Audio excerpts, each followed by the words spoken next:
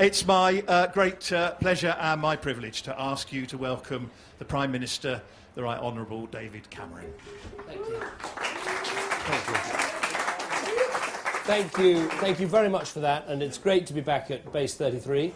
I can see it hasn't got any cooler since I last made a speech in here, but it's great to be here and great of you to come. Thank you. I do believe that it's time for our country to take stock. Last week we saw some of the most sickening acts on our streets. I'll never forget talking to Maurice Reeves, whose family had run the Reeves furniture store in Croydon for generations. This was an 80-year-old man who had seen the business he had loved, that his family had built up for generations, simply destroyed and burnt to the ground. 100 years of hard work burnt to the ground in just a few hours.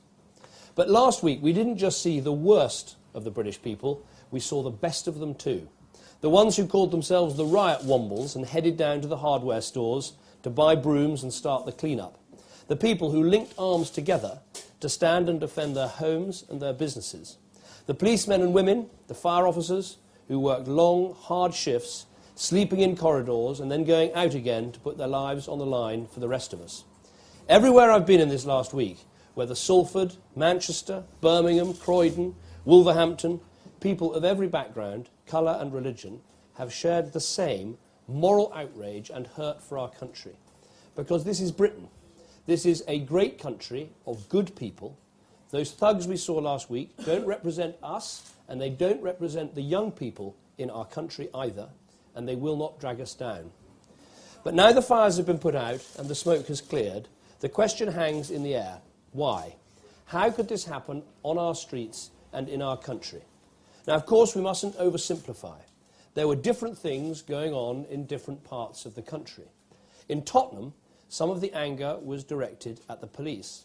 In Salford, there was some organised crime, a calculated attack on the forces of law and order.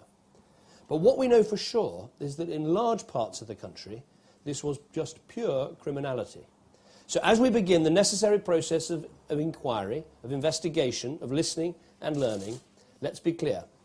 These riots were not about race. The perpetrators and the victims were white, black and Asian. These riots were not about government cuts.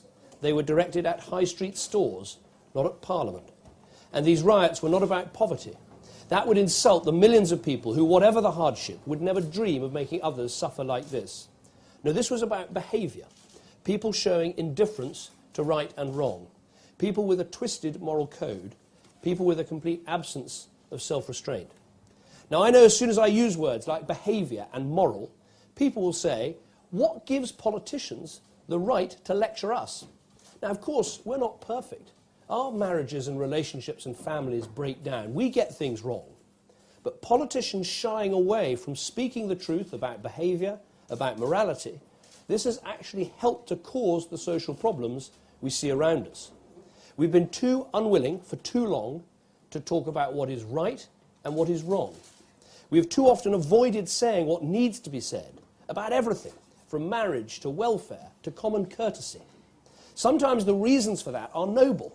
We don't want to insult or hurt people. Sometimes they're ideological reasons. We don't feel it's the job of the state to try and pass judgment on people's behaviour or engineer personal morality. And sometimes there are just human reasons. We're not perfect beings ourselves, and we don't want to look like hypocrites. So you can't say that marriage and commitment are good things for fear of alienating single mothers. You don't deal properly with children who repeatedly fail at school because you're worried about being accused of stigmatising them. You're wary of talking about those who've never worked and never want to work, in case you're charged with not getting it, with being middle class, being out of touch. In this risk-free ground of moral neutrality, there are no bad choices, just different lifestyles.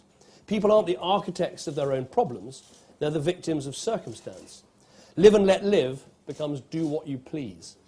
Well, actually, what last week has shown is this moral neutrality, this relativism, it is not going to cut it anymore. One of the biggest lessons of these riots is that we've got to talk honestly about behaviour and then act, because bad behaviour has literally arrived on people's doorsteps, and we cannot shy away from the truth anymore. So this must be a wake-up call for our country. Social problems that have been festering for decades have exploded in our face. Today, just as people wanted criminals robustly confronted on our streets, so they want to see these social problems taken on and defeated. Our security fight back must be matched by a social fight back.